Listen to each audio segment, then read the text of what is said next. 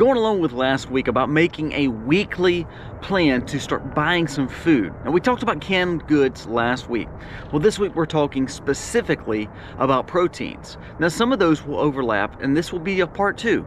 We'll keep on going, but this is a list that could cost around $30, and you can have 5 proteins that would be excellent for you. No matter if you like meat, no matter if you don't like meat, no matter if you're a vegan, some of these could benefit you. Let's jump into today. What are some of the foods that we need in our pantry that are very good for us? And these are just some of them.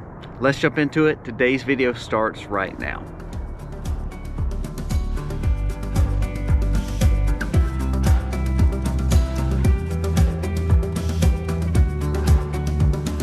Hey guys, welcome to the Max. Thank you so much for being here today. Again, if you're new to the channel, go down here, press subscribe, ring the bell, give us a thumbs up, and let us know that you are here for the video. Remember, we are doing 2 giveaways. One is the link below, the Survival Seeds link. You'll see it. We have a 10% discount, but also it's a contest of just a free entered giveaway. All you have to do is put your email in, and you're entered in that giveaway. Another one we're going to be giving away on the 15th.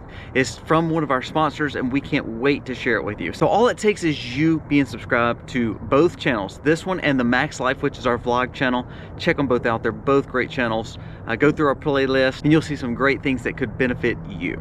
Now let's jump into today's content with 5 proteins that you should be purchasing. Proteins is one of the most important parts of our diets, and let's jump into 5 of those today. Start off with the most expensive first. We're trying to build a $30 prepping list of proteins. Proteins tend to cost a little bit more just because it's one of those main necessities and nutrients you need for your diet. So the most expensive of this list, and they kind of go down from there, but this one will help you if you are on a certain diet, but also that you're looking for a better quality protein for the amount of money. It's whey protein. Whey protein is something I have in my diet at least once or twice a day. I love taking a scoop of whey protein. It's usually giving you 120, 140 calories. However, it's giving you 20 grams to 25 grams worth of protein. Now, I only buy whey organic meat-based protein, whole-based protein. They make a vegan style protein and they make pea proteins, nothing against that. But again, as a man, as someone who tries to stay as good a shape as possible, I want a full base protein. So whey protein is kind of what I tend to lean to. Whey protein does have a strong shelf life. Try to get the kind that doesn't have all the artificial flavorings. Again, try to go organic, try to go natural. If you don't want flavorings, you can add it to just about anything that you are making, and it's gonna allow you to get a big chunk of protein for less calories. Definitely more expensive. You're going to pay anywhere from $15 to $20 for a tub that will get you through a 30 or 40 day period, but this is a good significant amount of protein, and I think it's something you should have in your pantry. If you're not fond of protein powder, look at milk powder, like a powdered base milk. We freeze dry our own, but if you can buy it straight from Walmart or any other grocery, and it's going to be a little bit less expensive, not have as much protein in it, but it is a great option if you don't want the protein powder. Number 2 is eggs. Now, eggs are not shelf stable, especially if you're just getting them out of your coop. But how can we make them shelf stable? Now, I agree. I think you need chickens, and I think they need to be foraging, and they need to be living off the area that you have, because it is a great source of meat, but also of the protein with the eggs. It is probably the cheapest source of protein that you could buy, other than the last few years. Eggs have kind of went up in price, but they're starting to go down. Now, the benefit of eggs, if you are raising your own chickens, you have eggs every day. All you have to do is make sure they have some kind of scratch or some kind of feed or some kind of forage. Say you can't raise chickens. Well, you need to be buying eggs and buy them in bulk. Now, what can you do with bulk buying eggs? You can turn around and freeze them. You can turn around and dehydrate them and make a powdered eggs, or you can turn around and freeze dry them. Remember, if you're cooking with eggs and you have a powdered egg, you don't have to rehydrate. You're going to basically cook them into the mixture. If you're making scrambled eggs, then powdered eggs are fine. Add water back to it, then put it in the pan. It may not look like your over easy egg that you're used to, but it will taste the exact same.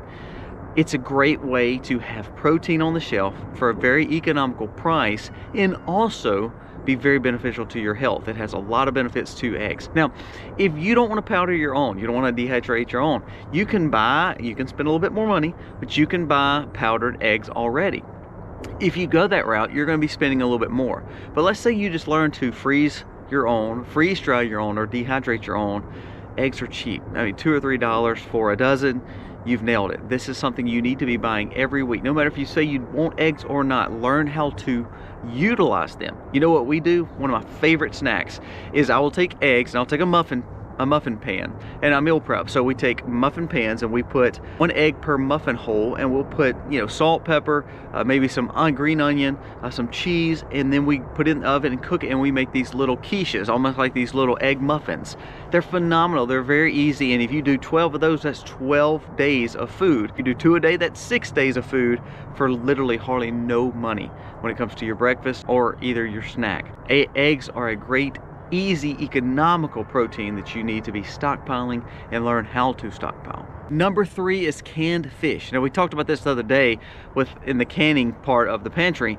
Well, canned fish can go as one of the best proteins too, because of like tuna. Tuna has like 25 to 26 grams of protein per can, and I think each can may be like 90 to 100 calories. So again, huge amounts of protein for the amount of calories that you're getting. An excellent source of food.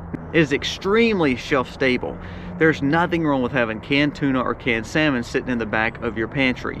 Now, I try to rotate mine. We eat ours a lot. Again, Aiden and I both do a lot of working out things, and we do a lot of activity, so we tend to try to take in a lot of protein. Tuna is one of those big pushes that we like, and we can't grow tuna here. Now, what is cool is we do have a pond and we do have a lake, so we are fishing and we are catching our own fish. But if we want a little tuna or need a blast of protein, canned tuna is one of the most shelf-stable, economic ways to have protein for years and years and years to come. Learn to buy some canned fish. It's a very good additive to have. Remember, protein is your basis for strength, for muscle building, and it's a great part of anyone's diet, no matter if you're on a diet and trying to cut, no matter if you're trying to bulk, no matter if you're trying to save your calories. Protein is the best way to do all that. Now, for my vegans out there and the ones who don't typically like meat, another great one would be edamame, number 4. Now, we grow a lot of soybeans here. Now, we don't grow soybeans commercially. We don't grow GMO soybeans. We don't grow anything that's touched by a non-natured version of edamame. Soybeans can be very good for you if you learn how to cook them. If you steam them and they're natural, then they're a great source of protein. Actually, there's about 18 grams in a cup of edamame. Here's the thing when it comes to soybeans. You can freeze dry, and freeze these. We freeze them every year. We grow a ton for our gardens for spring, and then we have them for the whole next year frozen.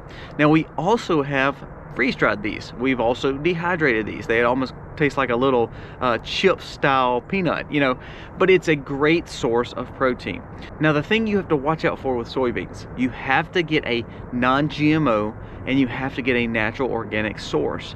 If you are buying GMO or commercialized soybeans, you're probably getting a modified version that is not good for you. It could actually be very bad for men because it can cause estrogen enhancement and kind of testosterone problems. But if you're getting a natural source and this is just part of your typical full range diet, this is a good protein for you. Again, I think most people think protein is meat, and that is true. That is the best source of it, anything like a carnivore based diet. But this comes back to say, you know what, you can find vegan options, but make sure you're finding the natural, holistic, organic options. Edamame is a big part of our diet. My girls loved eating it. My wife loves them. They're a great source of protein, again, that you can grow, especially if you're in the South. This is an easy crop to grow. They grow beautifully. They grow and put off a lot of soybeans, but just look at them in the natural sense. Make sure they are organic and non-GMO, so you're not buying the trash that most soybeans are used for and how they've gotten a bad name. Say you don't like soybeans, I'm gonna give you another option, black beans. We talked about this last week. Black beans are a great source of protein. Chickpeas are a great source of protein. That's just 2 other beans or peas that would fit there. Lentils, another one. All those are just good additives if you're not trying to grow your own soybeans. Those are some that you could buy already dried, usually very economic at your local grocery store. Buy them organic. You can buy a whole sack for $2 or $3, and man, you're done. That's a great shelf-stable 25 to 30-year option there if you buy the dried version already. Lastly, you know I can't leave it off. Come on, people. Number 5, peanut butter.